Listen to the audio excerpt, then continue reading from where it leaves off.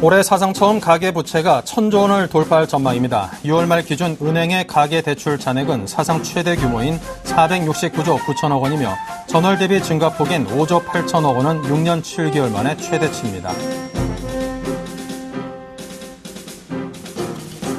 7월 말 기준 외화 보유액은 3,297억 1천만 달러로 다시 사상 최대 기록을 갈아치웠습니다. 이는 한 달 전보다 32억 7천만 달러가 늘어난 수치입니다. 지난달 이후 국내 증시에서 총 49개 종목이 무더기로 사상 최고가를 경신한 것으로 나타났습니다. 한국타이어, 호텔신라, 셀트리온 등이 포함됐으며 업종별로는 화학업종이 가장 많은 최고가 종목을 배출했습니다. 원인 질병이 보험계약 이전에 발생했더라도 보험기간 중 해당 질병으로 인해 진단과 치료를 받았다면 보험금을 지급해야 한다는 대법원 판결이 나왔습니다. 피보험자가 과거에 해당 질병으로 진단 또는 치료를 받지 않았다면 보험기간 중 발병했는지 여부와 관계없이 보상 대상이 된다고 봐야 한다는 취지입니다. 네, 시청자 여러분 안녕하십니까. 오늘장 내일장 진행을 맡은 임동서입니다. 주말 즐겁게 잘 보내셨는지 모르겠습니다. 오늘은 8월 5일 월요일입니다. 이제 기나긴 장마가 기록을 세우면서 이제 어느 정도 마무리를 지었다고 합니다. 장마 끝났다고 해서 비가 완전히 그친 건 아니고 계속해서 소나기가 좀 오락가락합니다. 비가 그치지 않은 건 여전한 것 같고요. 무더운 찜통더위가 이게 본격적으로 찾아오는 것 같습니다. 건강관리 잘 하시고요. 특히나 이제 연세 드신 분들이라든가 밖에서 야외활동, 야외에서 특히 노동하시는 분들께서는 건강관리에 각별히 주의하시기 바랍니다. 건강이 전부입니다. 네, 자 지금 이 시각 시황부터 먼저 살펴보겠습니다. 네, 먼저 우리 코스피 시장입니다. 7.58포인트가 하락하면서 0.4%가량 조정을 받고 있습니다. 1915.80포인트입니다. 네, 투자 주체별로 볼까요? 외국인이 그래도 아직까지도 650억대의 순매수를 해주고 있습니다. 기관은 875억 원을 팔고 있고요. 개인은 소극적인 매매를 하고 있습니다. 코스닥입니다. 2.87포인트가 올랐습니다. 554.63포인트이고요. 탄탄합니다. 투자 주체별로 보면 외국인이 224억 원을 사들이면서 코스피, 코스닥 양시장에서 본격적인 동시 순매수를 해주고 있습니다. 원달러 환율은 8.1원이 오늘은 빠졌습니다. 1115.5원입니다. 네, 자 오늘 월요일 어떤 내용들이 준비되어 있는지 오늘장 내일장 일부 주요 코너들부터 소개를 해드리겠습니다. 네, 애널리스트에게 듣는다. 음식료주 상승 속에 분유업체가 강세를 보이고 있다고 하죠. 이번 주 상승대 하락 요인을 분석하겠습니다. 이슈로 보는 종목에서는 슈퍼박테리아 관련주의 상승을 관련해서 접근 포인트는 무엇인지 살펴보겠습니다. 자, 무더위가 본격적으로 이제 찾아오면서 블랙아웃에 대한 또 공포감이 커지고 있습니다. 이와 관련된 종목들이 강세를 지속하고 있고요. 제약주 강세 속에 투자 전략까지 세우겠습니다. 테마톡톡에서는 항생제 무력화시키는 슈퍼박테리아가 출몰 했다고 하죠. 무섭습니다. 관련주 상승하고 있는데요. 단기 트레이딩이 유효하다고 하네요. 7일간의 수익 다이얼에서는 박현상 대리의 루멘스가 준비되어 있고요. 이번 주 예감에서는 미국 지역 연준 총재 연설 관심 집중, 또 한일 통화정책회의 주목에 관한 이야기를 듣겠습니다.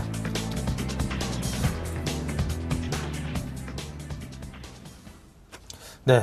옛말 중에 제일 무서운 말 중에 하나가 이거 백약이 무효하다 이런 표현이 있지 않습니까? 어떤 약을 써도 듣지 않는 항생제가 듣지 않는 슈퍼박테리아가 출몰했다고 하니까요. 건강관리에 더더군다나 신경을 써야겠습니다. 어떻게 막아야 되는지 모르겠고요. 자, 오늘장 자세한 이야기부터 듣겠습니다. 대신증권 컨설팅랩의 최재식 팀장입니다. 안녕하세요. 네, 안녕하십니까? 네, 먼저 오늘장 특징부터 점검해 주십시오. 네, 오늘은 전체적으로 차익실현 매물로 전반적으로 소폭 약세가 계속되고 있습니다. 하지만 외국인들이 11일 연속 순매수하면서 지수 하락폭은 크지 않고요. 오늘은 업종에서는 음식료 업종 중에서 분유업체가 상승세가 두드러지고 있습니다. 여기에는 우유가격 인상 이슈뿐만 아니라 중국에서 뉴질랜드산 분유 리콜 소식이 전해지면서 우리나라산 분유의 선호 가능성이 커지면서 상대적으로 강세를 보이고 있습니다. 네. 자, 오늘장 특징에 이어서 오늘 이슈를 이제 하나하나 살펴보도록 하겠습니다. S&P 500 지수 변동성을 나타내는 지수가 역사적으로 최저치에 접근해 있는데요. 자, 이러한 점이 시사하는 것은 어떤 것일까요? 설명을 주시기 바랍니다. 네, 일단 빕스 변동성 지수는 S&P 500 지수의 이제 변동성을 나타내는 대표적인 지수이고 금융지수의 그 매매 종목이 됩니다. 근데 현재 지난주 금요일 기준으로 변동성 지수는 11.98로 지난 7월 중순에 12점대를 하향 돌파했습니다. 현재 이 수준은 10포인트대가 역사적으로 가장 낮은 수준인데, 꾸준히 본다라면 지난 금요일 기준만 하더라도 2000년대 중반 이후로 가장 낮은 수준이 됩니다. 보통 이렇게 낮은 수준이 전개된 이후에는 상당히 이제 시장이 안정되어 있다는 측면도 있지만, 반대적으로 어떤 이슈로 인해서 출렁임이 있을 거라는 것을 내포하고 있거든요. 일반적으로 한 5, 6주 내에서 크게 이제 변동성이 나타나게 됩니다. 이미 미국의 국채 10년물 금리 자체는 장기 하락 추세선 돌파 위협을 하고 있고, 만약에 금리가 빠르게 상승한다면 거기에 따른 우려가 증가할 수밖에 없다 생각이 듭니다. 결론적으로 현재는 변동성이 상당히 안정되면서 미국 주가가 강세를 보이고 있지만, 빕스 변동성 지수의 역사적인 최저치에 가까워진 걸 고려할 때 일단 일시적인 출렁임은 언제든지 가능할 수 있는 상황이다 생각 갖고 있고요. 이러한 이벤트가 될 수 만한 영향을 보는 국면에서는 다음 주 15일에 나올 7월달 미국의 물가 지수가 되겠습니다. 네. 자, 월 초반에 집중되어 있는 통화정책회의, 또 주요 경제 지표 시즌이 마무리 등등. 자, 이번 주 국내 주식시장의 흐름에 영향을 미칠 만한 변수들이 있을 텐데요. 자, 이와 관련해서는 어떤 흐름을 전망하시는지 들려주십시오. 네. 지난주로 중요 정책회의라든지 주요 경제 지표가 끝났고요. 물론 우리나라는 이번 주에 금통위가 있지만 글로벌한 이슈는 아닌 것 같습니다. 일단 상승 요인으로 본다면 중국의 제조업 지수가 예상치보다 나쁘진 않아서 중국의 경착륙 우려가 완화되었고, 유럽은 계속적으로 경기 회복 기대감을 불러일으키고 있는 것 같습니다. 반면에 미국 국채 금리가 주요 추세선에 접근하면서 상승 우려가 있고요. 그리고 유로화도 상승에 대한 저항선이 대기 중에 있습니다. 그래서 펀더멘탈 측면에서는 상승 요인이 되겠지만, 하락 요인 측면에서 본다면 기술적인 부분에서 하락 요인을 찾을 수 있겠습니다.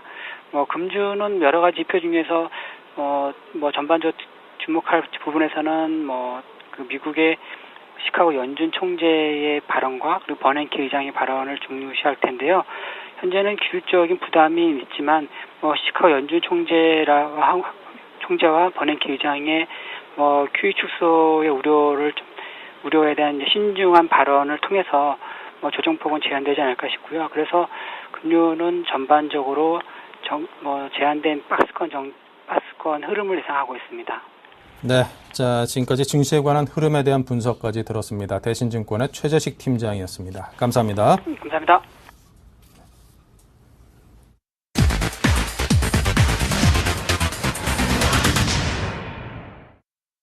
네, 이번에는 오늘의 이슈로 관련 종목들의 흐름을 짚어보는 시간입니다. 이슈로 보는 종목 HMC 투자증권 사당점의 최희승 차장을 연결하겠습니다. 안녕하세요. 네, 안녕하십니까. 네. 자, 오늘장 이슈부터 하나하나 짚어볼까요? 어떤 것들이 있는지요? 예, 일단은 첫 번째 이슈는 오늘 아무래도 이제 지난주 금요일부터 나왔었던 얘기지만 주말에 이제 기사로 나왔죠. 슈퍼박테리아가 나오면서 관련 종목들이 급등하고 있습니다. 관련 종목으로는 큐로컴, 영진약품, 인트로바이오, 종근당바이오, 크리스탈, 시젠과 같은 종목들이 있고요. 두 번째는 이제 장마철이 끝나고 이제 본격적인 무더위가 시작된다. 이런 계절적인 어떤 성수기 진입에 위해서 성수기라고 표현하기는 좀 그렇습니다만 블랙아웃 우려가 있죠. 그래서 스마트 그리드 관련주들이 오늘 급등하는 모습을 보여줬습니다. 포스코 ICT, 누리텔레콤, 옴니시스템, 피에스텍, 로켓전기와 같은 종목들이 있고요. 마지막으로는 오늘 시장이 지금 외국인들이 현물 시장에서 한 600억에서 700억 사이 정도 매수는 해주고 있습니다만 매수폭이 상당히 좀 크지 못하고 오늘 시장이 좀 애매한 관계로 제약주들이 간만에 좀 상승을 해주고 있는 것이 아닌가 보여지고요. 한미약품, 종근당, 일양약품, 동아소시홀딩스, LG생명과 대웅제약과 같은 제약주들의 흐름이 상당히 좀 좋은 흐름을 이어가고 있습니다. 네, 슈퍼박테리아 제약주 강세, 좀 비슷한 섹터로 묶일 수 있는 이슈가 두 개가 같이 있군요. 자, 먼저 슈퍼박테리아 출현 소식에 관련주가 상승을 하고 있습니다. 어떻게 보면 상당히 좀 이 폭발성이나 휘발성이 좀 강할 수도 있는 그런 이슈겠다 싶은 생각도 드는데요. 투자자 입장에서는 어떤 접근 포인트를 주목해야 될까요? 네, 일단은 지금 뭐 항생제도 소용없다라는 그런 얘기가 있기 때문에 사실 뭐 제가 뭐 의학 전문가는 아니기 때문에 사실 그 박테리아에 대한 어떤 전문적인 의견을 제시할 수는 없습니다만 일단은 기사화된 걸로만 좀 팩트만 좀 살펴볼 경우에는 지금 항생제가 없다라는 얘기는 사실 뭐 지금 현재 뭐 연구를 해서 이 슈퍼박테리아를 치료할 수 없다라는 얘기와 같은 얘기이기 때문에 당분간은 뭐 이 테마가 어떤 기대감에 의해서 계속 좀 갈 수도 있겠다라고는 보여지고요. 또 한 가지는 지금 뭐 구제역과 같이 뭐 좀 난리가 났을 때랑은 다른 게 이제 해결책이 없다라는 점이 아무래도 뭐 세균 감염자 격리 조치를 했지만은 추가적으로 사망자가 나올 경우에는 뭐 사실은 좀 폭발적으로 어떤 기대감이 더 증폭될 가능성이 높기 때문에 지금 현재는 뭐 그런 추이를 좀 지켜봐야 되는 시기가 아닌가 싶고요. 사실 뭐 개인 투자자들 같은 경우에는 하루 종일 뭐 주식시장을 보고 있는 게 아니기 때문에 좀 대응이 어렵습니다. 이런 종목들 뭐 테마주 특성상 한번 폭락 나오면은 굉장히 크게 또 흔들릴 가능성이 있어서 대응하기 어려우니까 되도록이면 좀 관련주들 그냥 관망만 하시고 뭐 이렇게 매매를 하신다거나 이런 거 좀 자제하셨으면 좋겠고요. 며칠 더 관련주들 흐름을 좀 지켜볼 필요가 있겠습니다. 따라서 좀 관련주 중에서는 뭐 지금 매수 관심 종목은 좀 없는 걸로 이렇게 말씀드리도록 하겠습니다. 네, 매수 관련 종목은 관심 둘 만한 게 아직은 눈에 띄지 않는다. 이렇게 정리를 해주셨고요. 자, 그리고 이제 찜통 더위가 찾아오면서 아무래도 이제 전력난에 대해서 다시금 주목이 됩니다. 블랙아웃에 대한 우려로 스마트 그리드 관련주의 강세가 지속이 되고 있고 앞으로 더욱더 심화될 것으로 전망이 되는데요. 자, 이런 강세는 언제까지 지속이 될까요? 네, 지금 뭐 그 현재 뭐 블랙아웃 관련해서는 사실은 이제 그 2분기 때도 이제 그 관련 종목들이 상당히 좀 괜찮았었는데 아무래도 이제 뭐 우리나라 전력 수급이 하루 이틀 문제가 아니라 매년 이제 이맘때만 되면은 좀 불거져 나왔던 이야기이기 때문에 새롭지는 않습니다. 또 한 가지는 이제 무더위가 시작되는 이제 이번 주부터 다음 주가 아마 피크로 좀 예상이 되는데요. 정부 같은 경우에는 지금 한 103만 킬로와트 수급을 좀 조절을 해서 뭐 블랙아웃 때 이제 어떤 발생 가능성을 좀 낮추겠다 이렇게 지금 얘기를 하고 있는데 사실은 뭐 그거는 뭐 지켜봐야 하는 거고요. 사실 뭐 원전이라도 하나 뭐 이상이 생기는 날에는 사실 수급의 차질이 분명히 발생할 수밖에 없기 때문에 블랙아웃과 관련돼서는 항상 좀 조심을 해야 되겠고 반대로 이제 주식시장에서는 블랙아웃과 관련된 종목들 계속해서 관심을 가져야 된다라고 말씀드리겠습니다. 그리고 이제 그 지난 주말에 뉴욕타임즈에서 한국 원전의 재앙에 대해서 기사화했었는데요. 부실 원자력 발전소 같은 경우에는 뭐 제대로 관리 감독도 뭐 제대로 되지 않았고 그에 따라서 이제 피해는 고스란히 이제 소비자인 국민에게 돌아가는 이제 뭐 어처구니 없는 사태가 지금 나타나고 있죠. 우리나라 전력 수요의 약 한 3분의 1 정도로 원전이 지금 담당을 하고 있는데 사실은 뭐 원전이 뭐 값싸고 어떤 고효율 뭐 이런 부분에 있어서는 원전이 상당히 좀 좋습니다만 자칫 잘못하면은 후쿠시마와 같은 돌이킬 수 없는 재앙을 또 불러일으키기도 하는데요. 지금 원전과 관련돼서는 어떤 뭐 국민들의 불신이 좀 높은 상태에서 추가적으로 어떤 원전을 지어가지고 전력 수급을 어떤 해결하겠다 뭐 이런 부분들은 정부에서 좀 밝힐 수가 없는 그런 상황이기 때문에 그렇다 그러면은 결국은 계속해서 뭐 블랙아웃과 관련돼서 뭐 절전 국민들에게 뭐 절약 정신을 계속해서 심어주는 뭐 그런 정도의 캠페인밖에 할 수 없다 뭐 이런 부분들인 것 같은데 뭐 상당히 뭐 국민의 한 사람은 좀 안타까운 부분인데요.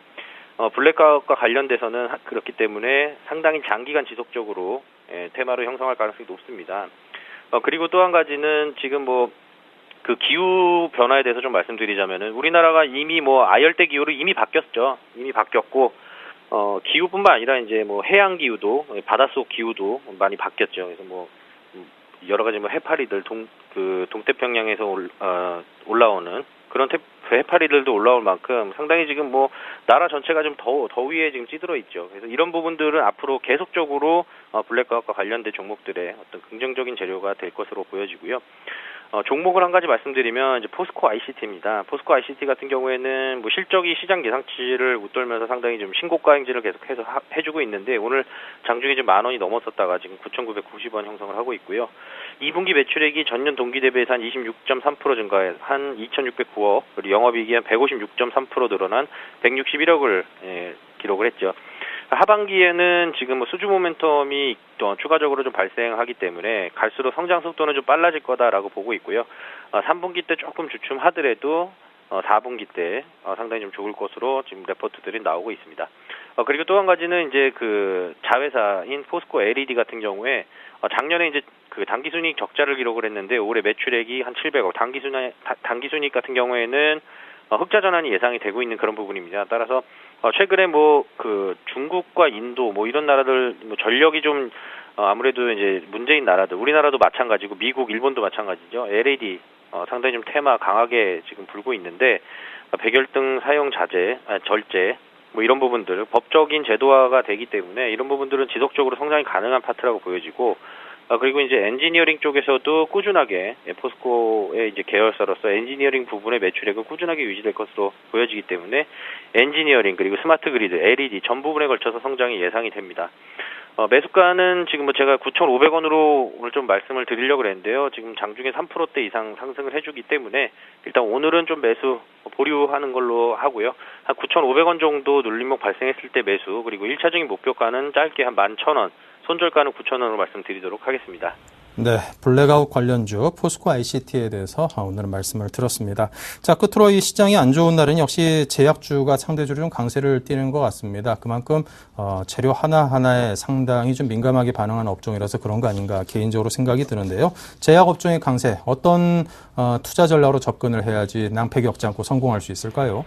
네, 제약업종 차트를 좀 보게 되면 사실 제약업종 같은 경우에는 코스피 차트랑 의외로 좀 비슷하게 좀 움직이는 것 같은데요. 최근에 시장이 반등 줄 때 제약주들 소리 소문 없이 조금 올라오다가 한 2주 전쯤 2주가 아니라 지난주 목요일 정도에 급락하는 모습을 보였었습니다. 그리고 오늘 다시 이제 재차 반등을 해주는데 사실 제약주들 같은 경우에는 아무래도 이제 그 시장을 끌어가는 어떤 경기 민감주 성격이 아니다 보니까 시장이 좀 애매한 상황에서는 경기 방어주 쪽으로 이제 매수가 들어가면서 경기 방어주라는 측면에서 오늘 제약주들이 그나마 좀 잘 버텨주고 있다. 근데 이제 뭐 단순히 어떤 버티는 것만 가지고 이 업종을 좀 말하기에는 좀 너무 섣부른 감이 있고요. 지금 정부 육성 정책이 이제 발표가 이미 됐고 그런 부분들이 이제 분위기 반전은 계속해서 좀 지속될 것 같습니다. 아무래도 이제 신정부 들어서 헬스케어라든가 제약, 바이오 이쪽에 대해서만큼은 이제 신수종 사업으로 삼고 있기 때문에 정책은 앞으로 계속해서 좀 이제 개선되면서 발전돼 나갈 전망이고요. 특히나 이제 R&D 투자 비중이 높은 그 제약주들 선별해서 투자하는 게 상당히 좀 중요할 것 같습니다. 지금 뭐 R&D 같은 경우에는 역시나 뭐 LG생명과학이라던가 한미약품 이런 부분들이 이제 매출액 대비해서 그 10%를 넘는 그런 이제 R&D 비용을 쓰고 있는 그런 기업들이고요. 역시나 뭐 자기 발전을 위해서 투자하는 기업만큼 좋은 기업은 없겠죠. 그래서 이제 종목으로 좀 들어가서 말씀드리면 그 중에서 이제 한미약품을 한번 좀 말씀을 드려보도록 하겠습니다. 한미약품 같은 경우에는 지금 뭐 조만간에 이제 계량 신약 출시를 또 앞두고 있고 또 중국에서 이제 중국 한미가 또 매출액이 꾸준하게 발생하고 있기 때문에 사실 얼마 전에 이제 실적 발표 나오면서 한번 급락을 했었는데 뭐 그 실적 그 한미약품의 2분기 실적을 보면은 사실은 뭐 매출액 같은 경우에는 그 3% 정도 감소를 했고요. 사실 뭐 시장 컨센서스를 좀 하회했다라는 측면들 때문에 주가가 좀 급락했던 측면이 있는데 어쨌든 뭐 그냥 급락이라기보다는 그 전에 반등에 의한 어떤 제자리를 찾아왔다는 측면에서 봤을 때 다시 한번 매수 관점으로 좀 돌이켜봐야 되지 않을까라는 생각이고요. 또 그 지금 뭐 신약 개발과 관련된 투자를 아무 제약사나 지금 할 수 있는 게 아닙니다. 자금력과 기술력이 있어야 되는데 그만큼 꾸준하게 R&D 쪽으로 이제 투자를 계속해서 하고 있다라는 거는 이제 동사의 발전 가능성 다른 업체에 비해서 아마 그냥 보통 제네릭이나 카피약만 만드는 그런 부분에서 벗어나서 신약 개발까지 할 수 있는 국내 몇 안 되는 제약회사라고 말씀드릴 수 있겠고요. 매수가는 현재가 그리고 목표가는 18만 원, 손절가는 14만 5천 원으로 좀 짧게 잡도록 하겠습니다. 네, 알겠습니다. 자, 이렇게 해서 제약업종에 대해서 오늘 말씀을 들었고요. 그와 관련해서는 한미약품에 대해서 기업 안정화 이슈로 매수가 현재가 목표가 18만 원, 손절가 14만 5천 원으로 이야기를 들었습니다. 자, 오늘은 HMC 투자증권의 최희승 차장과 함께 슈퍼박테리아 관련주, 블랙아웃 관련주, 그리고 제약업종의 강세 이 세 가지 이슈로 오늘 장을 분석을 해봤습니다. 감사합니다. 네, 고맙습니다.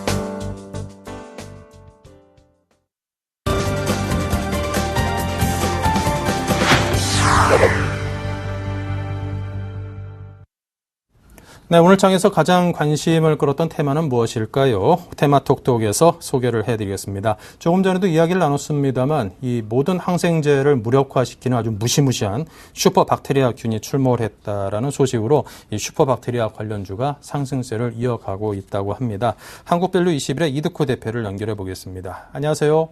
네, 안녕하십니까? 네, 이 슈퍼박테리아 출몰 관련해서 관련주가 당연히 이제 상승 흐름을 타고 있습니다. 이에 대한 구체적인 배경 설명부터 듣고 싶습니다. 네, 일단 앞에서 말씀하신 대로 기존 항생제로는 치료가 불가능한 슈퍼박테리아에 감염된 환자가 발생을 하면서 관련주들이 급등을 하고 있는데요. 현재 쓰고 있는 가장 강력한 항생제도 내성이 있는 것으로 좀 알려져 있기 때문에 특히 요즘 휴가철을 맞아서 공포심이 좀 확대가 되고 있는 상황입니다. 관련주로 언급되고 있는 종목들을 보면 큐로컴을 중심으로 크리스탈, 인트론바이오처럼 박테리아 관련 특허를 가지고 있는 기업들이나 파로와 세움메디칼처럼 세정제 혹은 향균 제품을 만드는 기업들, 그리고 슈퍼박테리아와 관련된 항생제나 치료물질을 만드는 제약사들을 꼽을 수 있겠습니다. 슈퍼박테리아라고 하는 것이 잦은 항생제 사용 탓으로 병영군 스스로 저항할 수 있는 힘이 생겨서 어떠한 항생제로도 죽지 않는 박테리아를 말하는데요. 이번에 60명에게서 발견된 박테리아도 기존 항생제로는 별다른 효과를 보지 못하고 있는 것으로 알려지면서 상승을 하고 있는 상황이다. 좀 이렇게 보시면 되겠습니다. 네. 자, 그렇다면 이제 슈퍼박테리아 출몰 소식 뉴스로 인해서 이제 관련주가 흐름이 상승 흐름을 타고 있는데요. 자, 그렇다면 이제 관련주의 전망과 전략은 어떻게 세워야 될지 궁금합니다. 또 뉴스로 다시 사그라들 수도 있는 그런 이슈겠다 싶어서요. 네, 일단 앞에서 말씀드렸듯이 종목별로 일단 말씀을 드리면 인트론바 같은 경우에는 슈퍼박테리아 바이오 신약이 미국 특허청으로부터 물질 특허를 획득한 상황이고요. 크리스탈은 슈퍼박테리아 박멸 항생제가 미국 식품의약청으로부터 인상 승인을 받아놓은 상황입니다. 이 밖에도 고려제약이나 주황백신 같은 경우에도 슈퍼박테리아 관련 신약을 개발하고 있다고 하고요. 파루는 태양광이나 LED 조명 사업으로 유명한 기업인데 파루에서 손 세정제를 만들고 있다라고 보니까 지난 신종플루 때처럼 이번 테마에도 좀 편승을 했습니다. 이번 슈퍼박테리아 테마가 얼마나 힘을 쓸 수 있을지는 보균자가 얼마나 추가로 발생되는지 혹은 사망자가 발생할 수 있는지 여러 가지 좀 변수가 있겠는데 일단 균 백인자들이 확인은 되었지만 특별한 피해 사례가 확인이 되고 있지는 않은 것 같습니다. 슈퍼박테리아 발생 건수가 실제로는 상당히 많다고 하는데 아직 우리 의료 체계가 정확한 파악을 못하고 있는 게 아니냐라는 얘기가 좀 있습니다. 정부에서 이번 계기로 사태를 좀 심각하게 좀 받아들여서 만약에 연구 개발을 장려한다든가 지원금을 준다든가 하는 정책이 생긴다면 슈퍼박테리아 관련 테마들이 훨씬 더 힘을 얻을 수 있겠죠. 하지만 아직은 구체화된 면이 없기 때문에 미리 큰 기대를 거는 건 좀 무리가 있겠고요. 전에 한번 소개를 드렸던 진드기 관련주하고도 좀 유사한 면이 있다라고 좀 볼 수 있겠습니다. 보균자나 사망자가 발생했을 때 확 타올랐다가 금방 꺼지는 성향이 좀 짙기 때문에 매수를 하시더라도 홀딩해서 다음 날로 넘기시는 것보다는 기술적으로 트레이닝 관점에서 저점을 준다면 눌러줄 때 매수하는 관점에서 보시다가 사망자나 추가 관련 소식이 나올 때 차익 실현하는 전략으로 좀 세우는 게 바람직하지 않나 싶고요. 전체적으로 파로나 큐로컴 같은 종목들이 오늘 오전장에 상한가에 들어갔다가 안착하지 못하고 지속적으로 고가권에 지금 머물러 있는 상황이기 때문에 여기서 상한가에 안착한다면야 추가 상승도 가능하겠지만 현재 상황으로 봐서는 추가 상승보다는 한번 눌림 구간을 주지 않을까 좀 이렇게 판단하고 있고요. 눌림의 기준은 오늘 저점을 이탈하지 않는 범위 내에서 자리를 잡아준다면 3월선 기준 거꾸로 내일 개파락을 하면서 추가 하락을 한다면 한 11선 정도 11선 기준 정도로 보시는 게 맞다라고 좀 판단을 하고 있습니다. 그래서 오늘 혹시 오를 때 매수하신 분들 같은 경우에는 바로 손절하시는 것보다는 앞에서 말씀드렸듯이 일단 감염자는 나온 상황이기 때문에 추가적인 뉴스가 나오는지 보시면서 대응하는 게 맞아 보이고요. 어차피 이런 종목분들은 테마성 분들이기 때문에 단기 트레이딩으로만 생각하셔서 접근하시면 좋겠다 이렇게 말씀을 드리면서 정리를 해드리도록 하겠습니다. 네, 자 오늘은 이득호 대표와 함께 슈퍼박테리아 관련주에 대해서 오늘 이슈로 풀어봤습니다. 감사합니다. 네, 감사합니다.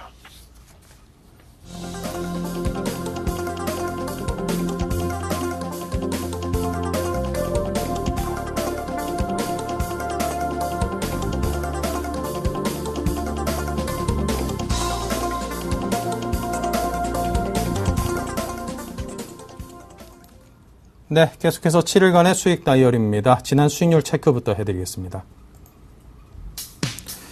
네, 지금 수익률이 캠시스는 마이너스 3.9%로 약간 손실을 보고 있습니다. 하지만 바이오스페이스 플러스 1.3 그리고 파트론이 9.4%나 수익을 내면서 목표가에 도달을 벌써 했습니다. GD가 1% 올랐고요. LMS는 아직까지는 좀 쉬고 있습니다. 네, 이렇게 해서 벌써 목표가를 달성한 파트론의 전진우 팀장이 오늘의 위너시군요. 네, 매주 월요일 종목 추천하시는 동양증권 박현상 대리 연결합니다. 안녕하세요. 네, 안녕하세요. 네, 자, 캠시스 수익률이 마이너스 3.9%로 좀 빠져 있는 상황입니다. 어떻게 해볼까요? 주간 추천 종목 할 때 오랜만에 좀 마이너스가 나온 상황이네요. 네. 일단은 뭐 기본적으로 좀 수급 먼저 화면 보시면 살펴보시면서 좀 말씀드릴 텐데, 일단 연기금 수급이 추천드릴 때 같은 경우는 꽤 나온 상황이었기 때문에 외국인과 같이 들어온다면은 충분히 갈 수 있을 가능성이 높다 이렇게 말씀드리긴 했었었는데요. 지금까지 그 이후에 지금 투신 쪽에서 좀 매도가 나왔기 때문에 좀 수급이 단기적으로 좀 어그러진 상태라고 보시면 될 것 같습니다. 하지만 3분기 실적이 역시 아직까지 유효한 상황이기 때문에 지금 오늘 정도는 56,000주 정도 지금 외국인이 플러스로 좀 돌아오고 있는 상황이고요. 일단 추세 자체를 지금 지지하고 있는 모습을 보이고 있기 때문에 일단 지금 정도라면은 아직까지 홀딩 하셔가지고 정고점 부분인 3,500원까지 충분히 갈 수 있다라는 논리로 홀딩에 대한 의견을 같이 드릴 수가 있겠습니다. 네, 알겠습니다. 자, 이렇게 해서 캠시스 현재 마이너스 3%대 정도 손실 나 있는 종목에 대한 말씀을 드렸고요. 자, 이를 이어서 투자해볼 만한 종목은 어디를 선정하셨습니까? 뭐 빨리 좀 만회를 해야죠. 그러니까요. 좀 찾아봤는데요. 예. 일단은 우리가 알고 있는 루멘스라는 종목을 추천을 해봤습니다. 아시다시피 루멘스 LED 관련주는 누구보다도 잘 알고 계실 거고요. 업황이 살아있다는 것 자체는 역시 다른 분들도 역시 말씀하시피 여전히 알고 계실 겁니다. 그런 논리상에서 회사에 대한 분석이 가장 중요한 상황이긴 한데요. 회사 같은 경우를 봤을 때는 2분기에 3분기 실적이 굉장히 드라마틱하게 올라가고 있고요. 지금 뭐 LED 업체 중에 상대적으로 높은 수익성, 그 중국 업체로서도 지금 다변화될 가능성이 굉장히 좀 있습니다. 그렇기 때문에 실적 같은 경우도 업황의 다변화성 때문에도 충분히 갈 수 있기 때문에 일단은 모멘텀적으로 추천을 드릴 수가 있겠고요. 일단은 최근에 아시다시피 최근에 뭐 한 3주 전쯤에 BW 발행 루머가 있었습니다. 그래서 주가가 급락을 했었는데요. 일단은 BW 발행 루머 자체가 일정 부분 아니라는 공시가 나왔기 때문에 원래 주가 수준인 12,000원 부근 충분히 갈 수 있을 거라는 생각이 좀 들고 있습니다. 일단 최근에 좀 올라간 것이 좀 없잖아 부담이 좀 있기 때문에 지금 1,550원 가격대에서 10,000원까지 분할 매수 의견을 좀 드릴 수가 있겠고요. 목표가로는 전 고점 부근인 12,000원, 손절가로는 전 저점 부근인 9,000원대로 제시를 해드릴 수 있겠습니다. 네, 자, 이렇게 해서 캠시스에 대해서 손실을 만회할 만한 새로운 종목으로 루멘스를 오늘은 추천을 해드렸습니다. LED 업체 중에 수익성이 월등하다라는 점을 최강적으로 꼽으셨고요. 매수가 10,000원까지는 좀 분할해서 매수를 하고 목표가 12,000원, 손절가 9,000원을 잡아주셨습니다. 자, 지금까지 박현상 대리와 함께 루멘스에 대한 설명을 들어봤습니다. 손실을 뛰어넘는 그 배 이상 나는 수익을 기대해 보겠습니다. 감사합니다. 예, 감사합니다. 네.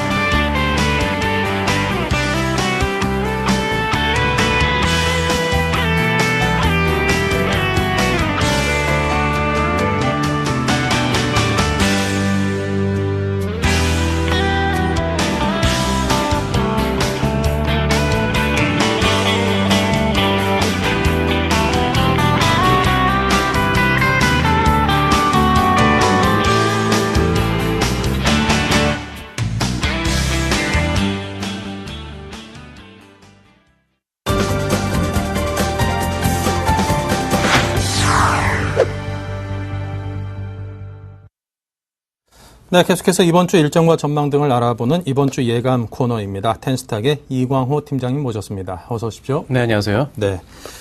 자, 먼저 오늘 증시 흐름은 좀 밋밋합니다. 코스피도 빠져도 뭐 이렇게 많이 빠지지 않고, 그래도 코스닥은 좀 상대적으로 많이 오른 것 같아서 그나마 좀 위안이 되는데요. 자, 이런 시장 상황에서 이번 주 증시에 영향을 끼칠 일정들 어떤 것들이 있습니까? 네, 이번 주 이전과 마찬가지로 계속적으로 미국을 예의주시할 필요가 있다고 판단을 하고 있습니다. 일단 미국 쪽에서 그 증시의 흐름을 판도를 바꿀 만한 큰 재료는 아직 확인되지 않고 있지만은 미국의 경제 흐름은 여전히 영향력이 크다는 점에서 계속 지켜볼 필요가 있다고 보고 있고, 이번 주는 또 중국 쪽에서 실물 경기를 좀 엿볼 수 있는 그런 이제 각종 굵직한 경제 지표들이 발표될 예정에 있습니다. 일단 그 지표들을 통해서 지금 경착륙 우려가 있는 중국에 대한 우려감을 좀 씻어낼 수 있을지도 한번 확인해 보셔야 될 것 같고, 국내외적으로는 또 이제 일본과 한국, 우리나라와 일본의 그 금융통화위원회 기준금리 결정이 지금 예정이 되어 있고, 또 이제 그린북 발표도 국내적으로 이번 주에 좀 증시에 영향을 미칠 만한 이슈라고 판단하고 있습니다. 네.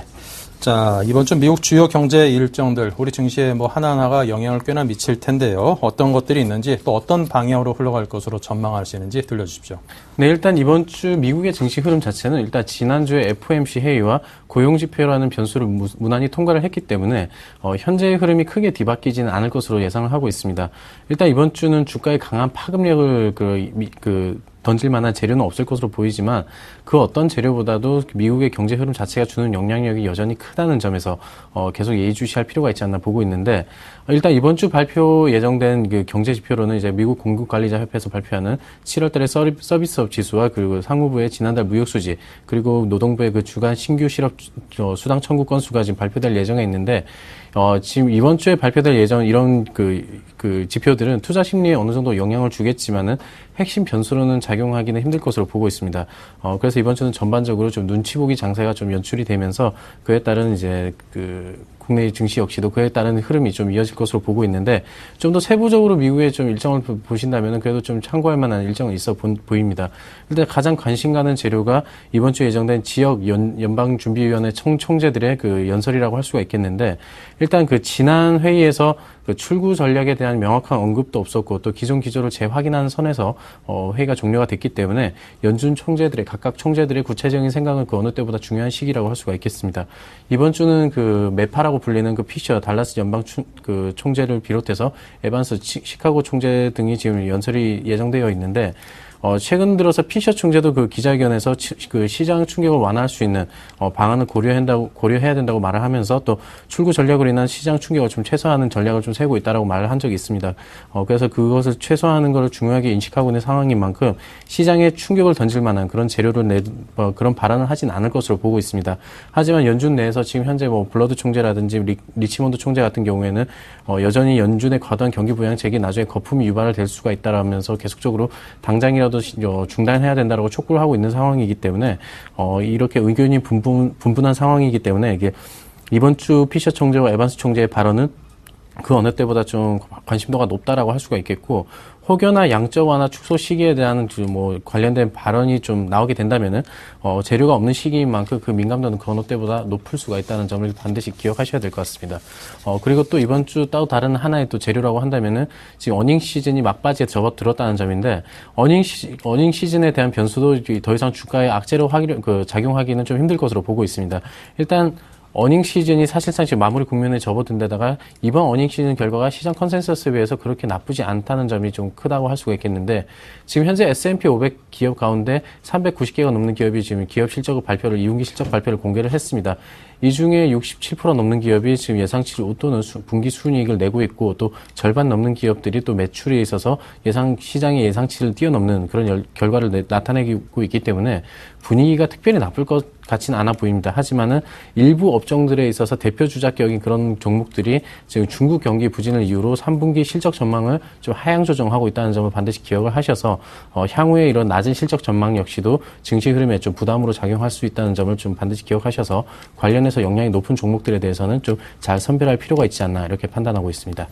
네. 자, 미국에 이어서 중국 경제 지표 역시 잇따라 대거 발표될 예정인데요. 자, 어떻게 전망을 하시고 또 우리 국내 증시에는 어떤 영향을 끼칠 것으로 내다보십니까? 근데 앞서서 말씀을 드렸지만 지금 현재 중국 경제 경착륙 우려가 지금 전 세계 증시 흐름에 다소 좀 부정적인 역할을 하고 있는 게 사실입니다. 이런 상황 속에서 중국의 그 경제 주요 지표는 좀 그 어느 때보다 민감도가 높다고 할 수가 있겠는데, 일단 7월달 수출입과 소비자 물가, 그리고 산업 생산과 소매 판매, 신규 대출 같은 중국 경제 전반의 움직임을 파악할 수 있는 각종 그 경제 지표가 발표될 예정에 있습니다. 이들 경제 지표 같은 경우는 중국의 실물 경제 지표라는 점에서 그 관심도가 더 높다고 할 수가 있겠는데, 일단 지난달에 발표됐던 그 국가 통계국의 PMI 수치에 비해서 HSBC에서 발표했던 그 제조 PMI가 좀 많이 낮게 나왔기 때문에 실질적인 경기 흐름을 엿볼 수 있는 실물 경기에 대한 그 경제 지표에 대한 관심도를 좀 높게 가지셔야 될 것 같습니다.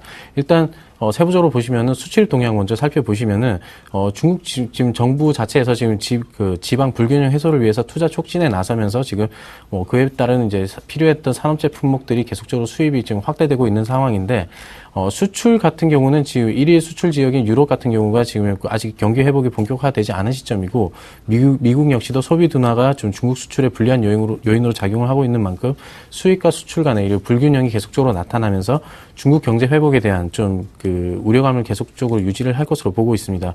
그리고 산업 생산 지표 같은 경우는 이제 5월달 저점으로 정부 정책의 의지에 힘입어가지고 지금 상승 가능성이 있어 보이는데, 일단 실물 경제 지표 HSBC PMI가 좀 낮게 나온 점을 이런 우려감을 지금 이번에 발표된 산업 생산 지표가 어느 정도 좀 커버를 할 수 있을지 그 부분도 좀 확인을 해보셔야 될 것 같고, 소매 판매와 고정자산 투자 같은 경우는 지난해 전년 동기 대비해서 컨센서스가 좀 어느 정도 오를 것으로 형성이 돼 있기 때문에 내수 시장이 확대되면서 그에 따른 이제 수요 회복이 뒷받침된다는 점에서 컨센서스를 크게 밑들 것으로는 보고 있지 않습니다. 그렇기 때문에 중국 경제는 지금 현재 투자 주도의 성장을 좀 의지하는 면이 큰 상황인데, 당분간은 좀 투자 둔화가 좀 지속될 것이라는 전망이 많습니다. 그렇기 때문에 지금 현재 경제 지표가 조금 우호적으로 나온다고 해서 중국 경기 부진을 그런 우려감을 한꺼번에 씻어내기는 좀 어렵지 않을까, 이렇게 판단을 하셔야 될 것 같고, 그래도 만약에 좀 이번 주에 좀 중국 쪽에서 좀 견조한 경제 지표가 발표가 된다면은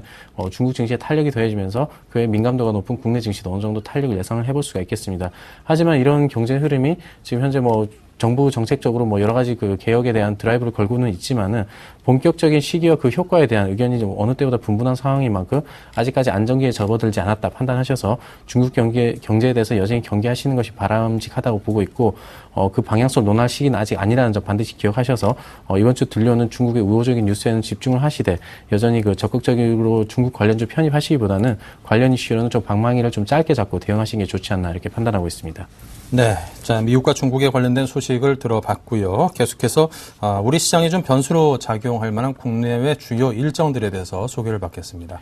네, 이번 주는 또 한국은행에서 또 금융통화위원회를 개최해서 기준금리 결정을 앞두고 있습니다. 다들 아시겠지만 지난 2분기 경제 성장률이 9개 분기 만에 0%대 저성장에서 조금 어느 정도 탈피를 하면서 회복세에 이어져 나가고 있고, 또 한국은행 역시도 지금 성장률 전망치를 2.6에서 2.8%로 좀 상향 조정할 만큼 지금 분위기는 상당히 좋기 때문에 기준금리는 좀 동결되지 않을까, 이렇게 그런 예상이 좀 우세한 상황입니다. 일단 우리나라 같은 경우 또 다른 이제 이머징 국가에 비해서 일단 환율의 안정성이 비교적 높은 상황이고, 또 2분기 GDP 선행지수의 반등이 경기 개선에 대한 기대감을 여전히 높이고 있기 때문에 그 경기의 판단이 전월보다 오히려 더 낙관적일 수가 있다는 점 기억하셔서, 그렇다고 해서 기준금리를 또 다시 높이지는 않겠지만은 그 긍정적인 시각으로 좀 경기 흐름을 바라보셔도 좋을 것으로 보고 있습니다. 그리고 또 이제 또 다른 국내 변수로는 기획재정부에서 발표하는 그 경제 동향도 우리 경제에 대해서 어떤 진단을 내놓을지, 그것도 관심 있게 보셔야 될 것 같은데, 일단 4개월 만에 지금 지난달 그린북을 통해서 저성장이라는 단어를 쓰질 않았습니다. 그래서 뚜렷한 성장세 보이진 않지만은 개선의 여지 여전히 보인다는 점에서 점차 양적 완화 리스크라든지 유럽 경제 리스크 이런 부분 아직까지 증시에 좀 아직까지 증시를 누르는 요인으로 작용을 하고 있지만은 경기 회복세가 조금씩 나타나고 있는 만큼 8월에는 어떤 평가를 내릴지 한번 관심 있게 보셔서, 이런 이제 경제 동향이라든지 금융통화위원회 같은 경우는 이제 대외 상황을 정부가 어떤 대외 상황을 어떻게 인식하고 있는지를 엿볼 수 있는 그 재료이기 때문에 중요한 재료로 될 것으로 보이기 때문에 집중해서 보셔야 될 것 같습니다. 그리고 좀 대외적으로 보시면은 일본을 좀 보셔야 될 것 같은데, 일본 중앙은행 BOJ에서 그 통화정책 회의를 이번 주에 그 예정에 있습니다. 이 회의에서는 좀 통화 정책을 향후에 일본의 통화 정책을 계속적으로 엿볼 수 있다는 점에서 좀 관심을 가지셔야 될 것 같은데, 일단 그 통화 규모를 연간 60조에서 70조엔을 늘리는 확장적 통화 정책을 지금 계속적으로 실행을 하고 있는데, 최근에 경기 회복세를 감안한다면 추가 조치를 내놓기보다는 기존의 확장적 정책을 좀 유지하는 선에서 끝날 것으로 보고 있습니다. 구로더 청재 역시도 지금 현재 해외 경제 대비 내수가 좀 탄탄하다는 점을 인식을 하고 있기 때문에 추가적인 확장적 통화 정책은 뭐 불필요해 보이지만은, 제가 늘 드리는 말씀이지만은 예상과 다른 움직임은 여전히 그 주가에 큰 변수로 작용한다는 점에서 이런 결과를 이런 예상치에 부합하는 결과를 내놓을지도 한번 확인하셔서 이번 주 증시에 좀 참고하시는 게 좋지 않을까 이렇게 보고 있습니다. 네, 자, 한국은행 금통의 기준금리 결정, 긍정적 시각에 접근을 당부를 하셨고요. 그린북 국내경제진단관심과 일본중앙은행 통화정책회의에 주목하자라는 내용으로 우리 증시에 영향 끼칠 만한 변수들에 대해서 하나하나 상세하게 설명을 들었습니다. 자, 이번 주 투자 전략을 또 세워봐야겠죠. 주 초이니만큼 굉장히 중요합니다. 네, 아무래도 이번 주 다들 이제 예상하셨겠습니다만 좀 크게 그 증시를 누를 만한 악재도 없고 그렇다고 해서 이끌 만한 모멘텀도 없기 때문에 지금 지난주에 1900선에 안착한 이 코스피 지수가 다시 한번 이런 흐름을 이어갈 수 있을지를 좀 확인을 해보셔야 될 것 같습니다.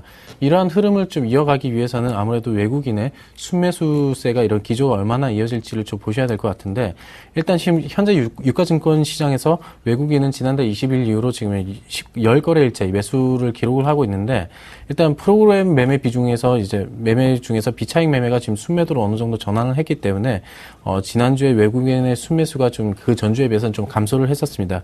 일단 과거 사례를 놓고 본다면은 이런 외국인의 비차익 매매 감소는 그 외국인 전체 순매매에 좀 선행했다는 점에서 외국인의 순매수가 지속을 할 수 있을지 좀 우려스러운 좀 재료라고 할 수가 있겠고, 일단 외국인의 매매 패턴에 지금 큰 변화가 이번 주에 나타나지 않는다면은 이번 주에 뭐 특별한 이벤트도 없고 잡은 요인도 없기 때문에 지수가 저점 대비 좀 많이 오른 상황이고, 그렇기 때문에 이제 추가 동력도 마땅치 않은 만큼 일정 밴드를 좀 오르내리는 그런 좀 횡보 장세가 이루어지지 않을까 이렇게 판단을 하셔야 될 것 같습니다. 또한 또 수급적인 측면에서 또 한 가지 또 보셔야 될 점은 외국인과 더불어서 지금 현재 연기금의 매수 여력이 좀 확대되고 있다는 점인데, 최근 연기금의 매매 동향을 좀 보시면은 좀 이제 가격 매력도라든지 실적 모멘텀이 있는 그 IT, 그 정보통신과 자동차로 좀 쏠림 현상이 좀 나타나고 있고, 또 그 외의 업종에서는 철강과 조선, 건설 같은 저평가 종목들에 대한 관심이 좀 몰리고 있는 상황입니다. 그래서 이 부분도 좀 참고하신다면 투자에 어느 정도 좀 분명한 좀 좋은 재료가 될 수 있을 것으로 보고 있고, 지금 현재 코스닥 시장 같은 경우는 지금 60일선을 돌파하고 상승 탄력이 어느 정도 강화는 되고 있지만은, 한편으로 또 차익 매물도 지금 여전히 출회를 하고 있는 상황입니다. 그래서 이런 상황에서는 거래량이 계속적으로 증가를 하지 않는다면은 본격적인 상승보다는 좀 제한적인 상승에 좀 무게를 두시고 좀 사이즈별로 좀 순환매를 하셔서 그렇게 좀 포트를 좀 다양하게 꾸리셔서 이렇게 운영을 하시는 그런 시장 대응이 좋을 것으로 보고 있고, 이번 주에 그래서 시장에 참여하실 때 종목별로 지금 단기 급등에 따른 이제 그 기관의 매물 출회 가능성을 항상 염두를 해두셔서 최근 부각되고 있는 이제 소재라든지 에너지 산업재 섹터 같은 경우는 지금 밸류에이션 부담으로 추가 상승 여력은 좀 제한될 수 있다는 점 참고하시는 게 좋을 것 같고, 그렇다면은 지금은 좀 시장을 좀 길게 보시고 지금 전차 섹터, IT와 지금 자동차 섹터와 업황 회복에 대한 기대가 좀 시장의 기대가 좀 형성되고 있는 조선과 화학, 그리고 지금 외국인의 매수세가 좀 선별적으로 좀 유입되고 있는 그런 은행과 건설 같은 업종들도 이번 주에 좀 관심 있게 보신다면은 좀 투자에 좋은 참고 자료가 되지 않을까 이렇게 보고 있습니다. 네, 자, 그렇다면 이광호 팀장님의 그동안 추천하신 종목들의 포트폴리오를 점검을 이어가겠습니다. 한번 보겠습니다. 네, 이광호 팀장님의 포트폴리오입니다. 현금 비중이 30%로 굉장히 좀 안정감이 있습니다. 유한양행이 20% 비중으로 가장 많고요. CJ ENM이 15%, 엔텔스가 15% 비중으로 이 세 종목이 50%를 차지하고 있습니다. SK 이노베이션과 ICD는 각 10%씩의 비중으로 편입돼서 7대3의 비중으로 편입이 되어 있습니다. 수익률을 보겠습니다. CJ ENM이 5.2% 수익이 나 있고요. 가장 많은 비중을 차지하는 유한양행이 11.9%로 두 자릿수 수익률로 포트 전체 수익을 잘 이끌어주고 있습니다. 자, 그 밖에 ICD, 엔텔스, SK 이노베이션 상대적으로 비중이 좀 적은 종목들은 2에서 3%대의 적은 폭의 손실을 내고 있습니다.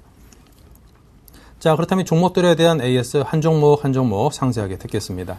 네, 먼저 ICD에 대해서 먼저 말씀을 좀 드려야 될 것 같습니다. 일단 지금 현재 그 기관의 좀 차익 매물인가요? 좀 매물 추례로 특히 지금 연기금에서 지난 8월 1일 날 좀 23,000주 정도가 나왔는데, 지금 외국인이 이 물량을 좀 어느 정도 받아주고 있는 상황이라는 점 인식을 하셨으면 좋을 것 같고, 또 이제 지금 현재 그 기술적으로 보셔도 121선에 좀 어느 정도 지지를 받는 흐름이 좀 나타나고 있습니다. 그렇기 때문에, 만약에 종가상으로 121선을 무너뜨린다면은 추가적인 손해 없도록 제가 설정해드린 14,000원 손절가 반드시 지키는 선에서 좀 더 보유하신다면 좋을 것 같고요.